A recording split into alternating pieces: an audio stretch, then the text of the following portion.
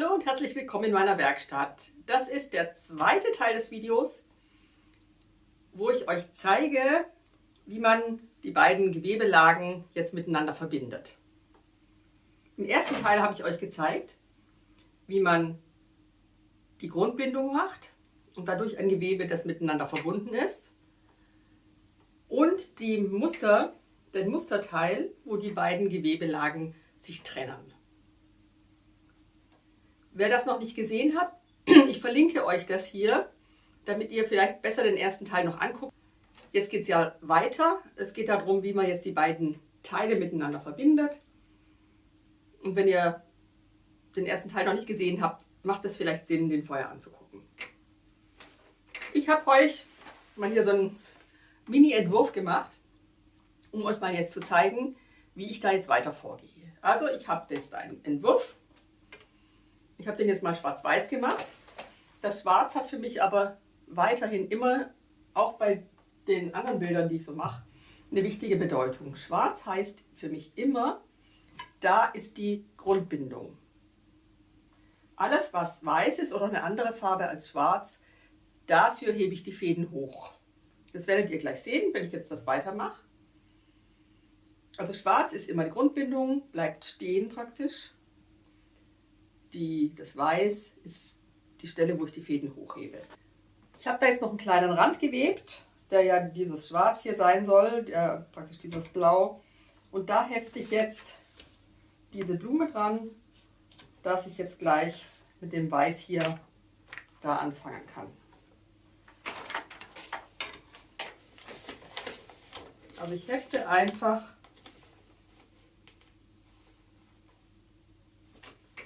das Bild so mit Stecknadeln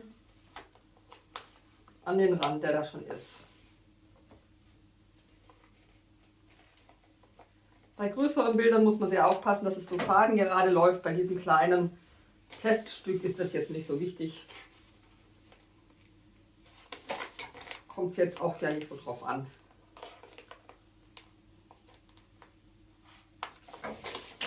So, und das Schwarz, das ich hier jetzt habe, müsst ihr euch natürlich vorstellen, dass das überall bis zum Rand geht. Ich wollte jetzt nicht so viel Schwarz malen.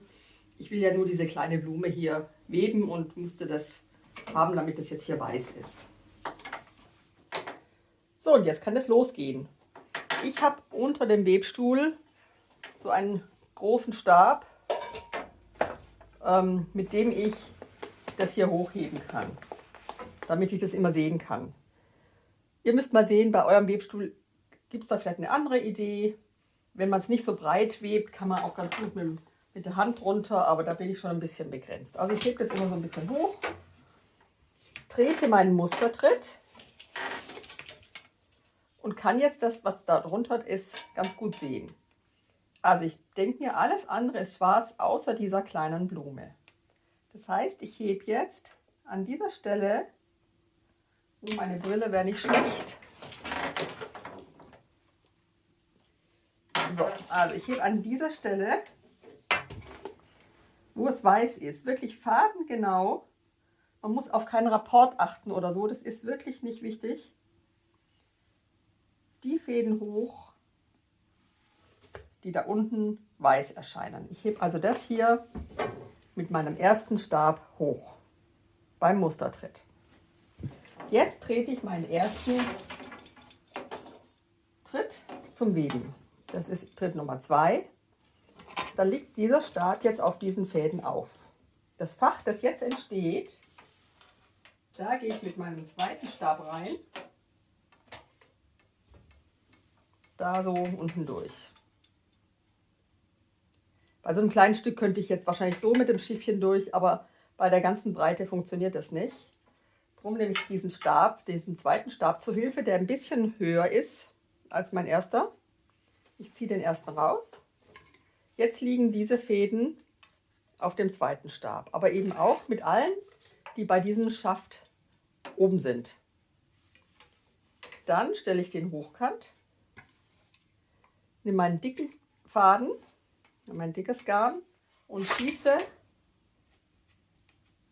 da entlang. Jetzt sieht man, der Faden geht hier drüber und geht da unten durch. Aber er hängt eben nicht einfach nur unten durch, sondern er bindet da unten auch. Dann kann ich den rausziehen, anschlagen, das Fach wechseln. Jetzt habe ich Tritt Nummer 3 und nehme da einfach den dünnen weißen. Bei dem muss ich auf nichts achten, der wird einfach nur zwischendrin dazu geschossen. So, Nummer 3, den dünnen Faden. Jetzt, wenn ich von der anderen Seite komme, ist das gleiche Spiel wie von links. Ich trete den Mustertritt. Hebe meinen Entwurf nach oben, nimm diesen ersten Stab und heb genau die Fäden hoch, die da weiß erscheinen, also wo mein Bild ist. Wirklich fadengenau, es ist, auf keinen Rapport achten. Wenn ich von der rechten Seite komme, nehme ich den 4. Tritt. Nehme wieder meinen 2. Stab, gehe durch das Fach, das da entsteht, ziehe den 1. Stab raus, mache den 2. Stab hochkant und komme von rechts mit dem dicken Faden. Schlag ein, wechsle das Fach, jetzt nehme ich den 5. Tritt und schieße einfach mit dem dünnen ganz normal beim 5. Tritt. Schlag an und hat jetzt 4 Schuss geschafft.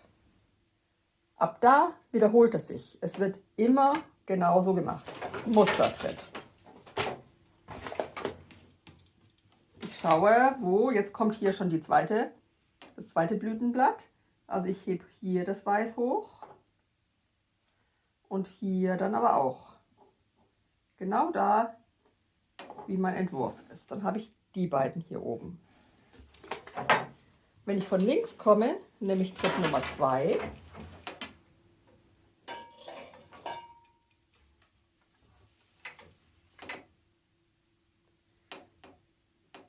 Schiebe den 2. Stab durch, hole den 1. weg, mache den hochkant. Und man kann es jetzt gut sehen, dass die Fäden hochgehoben worden sind, aber unten gibt es eben trotzdem noch Fäden, die mit dem Blau dann binden. Jetzt kommt der dicke Schuss von links. Dann nehmen wir den Stab raus, anschlagen, Fach wechseln. Jetzt habe ich den 3. Tritt. Da schieße ich einfach nur mit dem Weißen. Wieder anschlagen. Wieder den Mustertritt.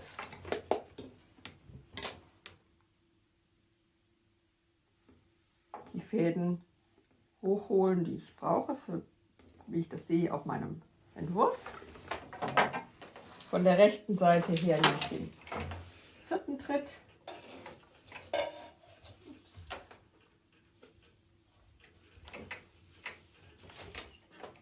Ziehe den wieder raus und da sieht man jetzt gut, wie die Blume so langsam entsteht.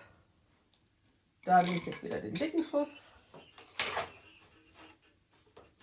Man kann es eigentlich immer ganz gut sehen, wenn viele von denen hier oben sind, also diese großen Lücken dann da entstehen, brauche ich den dicken Schuss. Wenn ich das jetzt wieder wechsle, sieht man gut, dass ich hier den dünnen Schuss brauche. So, und so entsteht die Blume.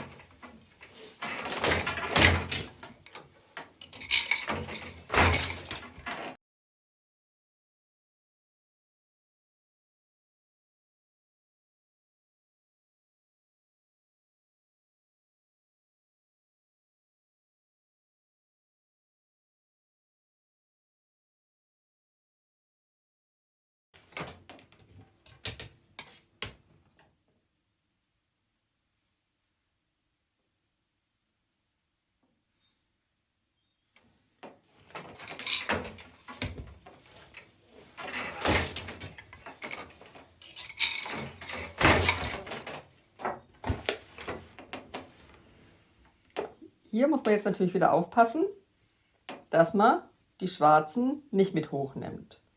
Das Tolle ist, wenn man das so miteinander verbindet, gibt es keine Probleme mit der Verbindung hier. Oder wie soll ich das sagen, mit dem Übergang. Gibt es keine Probleme, weil das einfach, das geht dann sofort in die andere Bindung über. Ich finde das faszinierend, dass das einfach so funktioniert. Man hebt einfach nur, die hier hebe ich hoch, die lasse ich wieder unten und die hier hebe ich hoch. Und alles funktioniert. Wer das vielleicht von den Karten her kennt, wenn man Karten schlägt oder wenn man da für Jakavi-Stuhl das aufzeichnen muss man immer aufpassen, dass die Bindung keine Probleme macht. Also dass da, wenn man das tauscht, dass das dann, dass der Anschluss stimmt. Wenn man das so macht, wie ich das gezeigt habe hier mit dem Hochheben und so, das passiert von alleine, dass da diese Verbindung dann passt. Also dass der Übergang dann immer genau funktioniert. Man muss also nur aufpassen, dass man die hochhebt, die weiß sind, alle unten lässt, die schwarz sind. Und so entsteht dann diese Blume.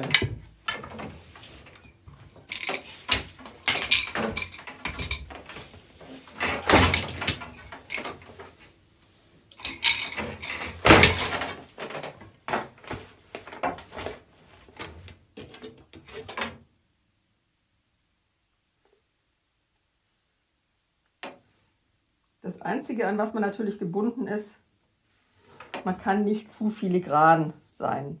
Man merkt dann irgendwann schon ganz gut, wo dann die Grenze ist, was man noch abbilden kann und was nicht. Solche Formen verschwimmen sonst, wenn man wirklich das zu fein macht, ist es schwierig, dann nachher noch was zu erkennen. Aber man kann da schon ziemlich fein werden.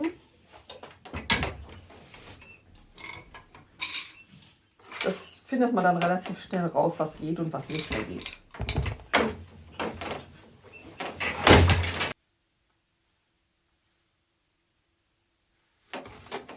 Man muss also auch nicht zählen, weil man ja die Vorlage dahinter hat und das genau von da abweben kann.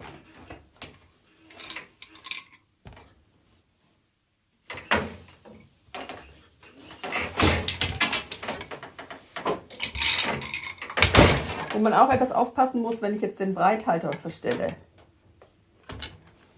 und man hat irgendwas, was stark eingeht. Also ich habe jetzt hier eine Chenille, die webt schon sehr stark ein. Dann muss man den relativ oft verstellen, möglichst oft, weil man sonst verschiebt sich das an den Kanten so ein bisschen. Man muss da manchmal auch ein bisschen kreativ sein und denken, ja, dann nehme ich den Faden jetzt noch mit oder so, damit das eine schöne Rundung gibt. Durch den Breithalter wird das ein bisschen schwieriger.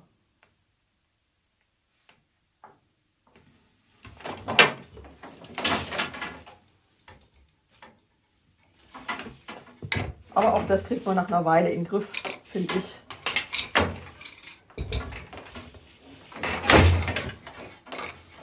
Muss man einfach vielleicht auch aufpassen, dass man nicht gerade an sehr diffizilen Stellen den Breithaltern wechselt oder halt nach vorne tut, weil das sonst vielleicht nicht so gut klappt. Wenn man da jetzt einen Fehler macht und merkt es erst später, dann wird es schwierig. Also den Schuss rückwärts zu weben geht natürlich. Man kann den Schuss einfach wieder rausholen und dann diesen Schuss nochmal machen. Wenn man es erst nach ein paar Schüssen merkt, ist es blöd. Dann muss man wirklich entweder die paar Schüsse zurück oder, ja, ihr könnt euch auch das Video angucken, das ich dazu gemacht habe. Das kann ich euch auch mal hier verlinken. 5 Arten, wie ich mit Fehlern umgehe. Wenn man ihn nicht groß sieht, kann man auch einfach drin lassen.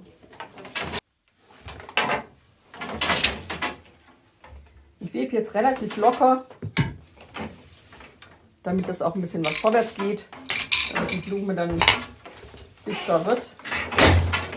Im Normalfall schlage ich ein bisschen fester an bei den Bildern. Aber das bleibt natürlich auch euch überlassen, wie ihr das macht.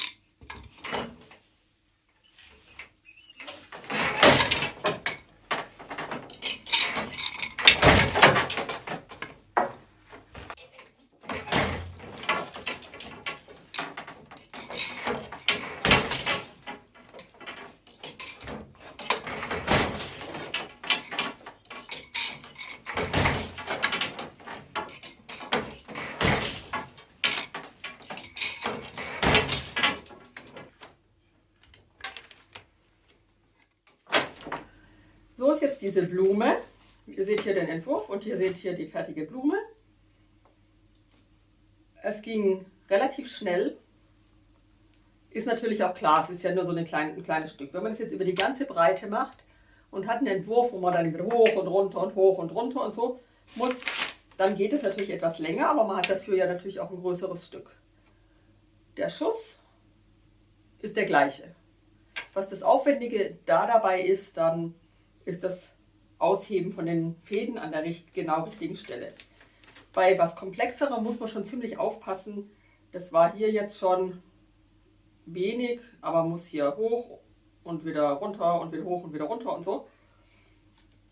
Man muss sich schon ziemlich konzentrieren, weil man manche Fehler erst später sieht und man muss schon aufpassen, dass man jeden Schuss konzentriert ist, das richtig macht, weil man das sonst natürlich nachher sieht. Die hellen Stellen sind jetzt die, wo an der Stelle tatsächlich ein kleines Doppelgewebe ist. Ich zeige euch mal, wo ich das ausgenutzt habe. Moment.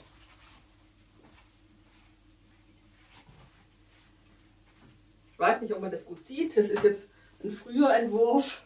Kann man jetzt schön finden oder nicht. Aber da habe ich an diesen Stellen, wo das doppelt ist, was untergelegt. Also dass es dann noch ein bisschen plastischer rauskommt. Und zwar kann man das machen, bevor man das oben schließt, ist es ja offen.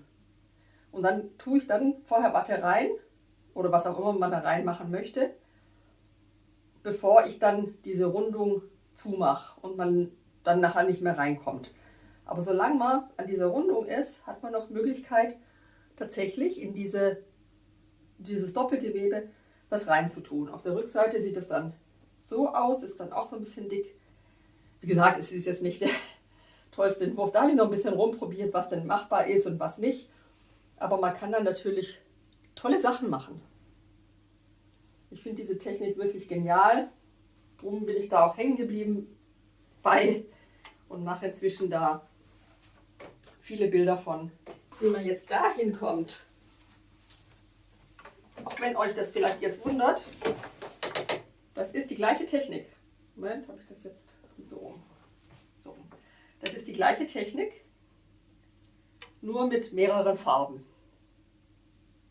Wie ich von da nach da komme, das zeige ich euch, glaube ich, in einem dritten Video. Das ist jetzt auch ein bisschen zu viel. Wenn ihr schon mal so weit kommt, könnt ihr wirklich schon solche Sachen machen, wie das, was ich euch am Anfang gezeigt habe. Das hier. Und da kann man sich auch schon ganz schön austoben, mit hell-dunkel solche Bilder zu machen. Also wenn ihr das geschafft habt, wenn ihr das verstanden habt, nach dem, was ich euch erklärt habe, und da auch schon Erfahrungen mitgemacht habt, Dann kann man weitergehen, wenn man möchte. Natürlich kann man da auch einfach stehen bleiben oder tolle Sachen damit machen. Dann kann man weitergehen und auch noch Farbe mit ins Spiel bringen. Und das zeige ich euch das nächste Mal. Tschüss!